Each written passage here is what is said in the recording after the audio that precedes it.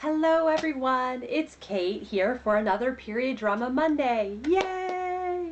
So the one I wanted to talk to you about today was one I recently rewatched, and that is The Life and Adventures of Nicholas Nickleby. This was made in 2001 and it's put out by Acorn Media. Acorn has a lot of partnerships with the BBC, so there are some things that they work on together, and this was one of them. And I watched this, I think, for the first time a year ago. I got it from the library and was just blown away by it. And I'll just tell you what the story is about. It's very Dickens, so if you don't like Dickens, you will not like this. I'll just tell you that right now. It starts out with Nicholas Nickleby's father passing away, and he is in his late teens, early 20s, and he needs to figure out how to take care of his mother and sister.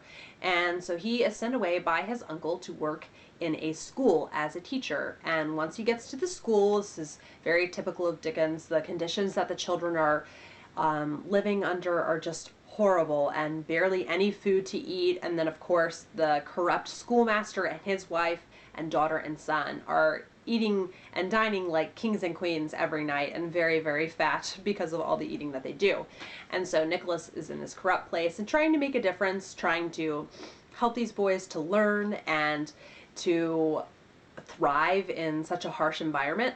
And eventually he decides he just can't take it anymore, and he runs away and takes one of the boys from the school with him who wants to leave with him. He just can't take the conditions anymore.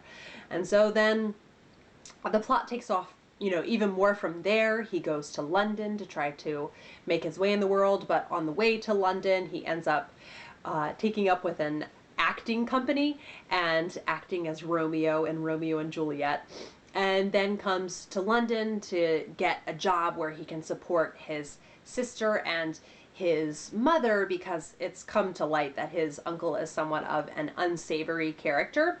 And of course, with any Dickens, there's going to be the dark and the light. So there's sinister things going on, like the school he was in, and there are also funny things that happen when he's in the theater troupe, and just different characters bring some comedic elements to it.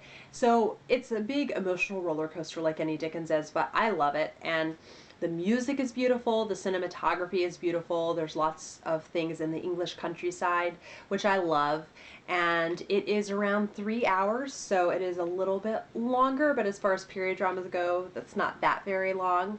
And I really like this, and I'll just tell you about some of the cast now. So Nicholas's younger sister is named Kate, and she is played by Sophia Myles, who, for those of you who watch lots of movies, would recognize her as Isolde from the movie that came out maybe 10 years ago called Tristan and Isolde, and she does a great job as Kate. And it's a really neat character to see as far as a woman in a Dickens, because you can tell this is not one of his earlier books, because she really can stand up for herself. There are certain situations she's put in where she's just really, people are trying to take advantage of her, but she really does stand up for herself, which is really neat to see in a Dickens, because you don't always see that.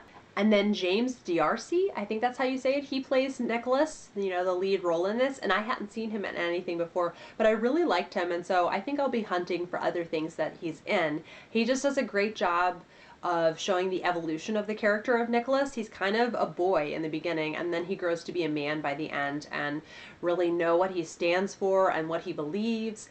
And there is of course a romance that happens with him, which is always fun, and I really like the role that he does. And then, as I referenced earlier, there is the school that he works at, and the schoolmaster and his wife are very corrupt and disgusting and just made to look like these gross people who are eating all day and never shower. And the Mr. Squares is good, but I got really excited when I was watching it and I saw it was Pam Ferris who was playing Mrs. Squares. And I will just gush for about 2 minutes now about how much I love Pam Ferris. So I will list off some of the things that you may have seen her in. She plays Aunt Marge in Harry Potter and the Prisoner of Azkaban, and does a fabulous job just being an extremely detestable character. She also plays Mrs. Boffin in the 97 Our Mutual Friend, which I'll do a period drama Monday on, and does a great job playing a really different, like, soft-spoken, sweet character in that. And then she also plays Sister Evangelina in Call the Midwife, and does a great job being kind of a stubborn, I'm trying to think, stubborn with like a hard shell type of character, you know, really different than what she was in Our Mutual Friend. So she's good at playing these different types of characters. And then she also plays Grace Poole in the 2006 Jane Eyre, which I will definitely do a period drama Monday for. And so she is really great in all those roles. My favorite role that she does is when she plays Laura Thyme in the TV series from, I think, 2003 called, I just lost it, Rosemary and Thyme.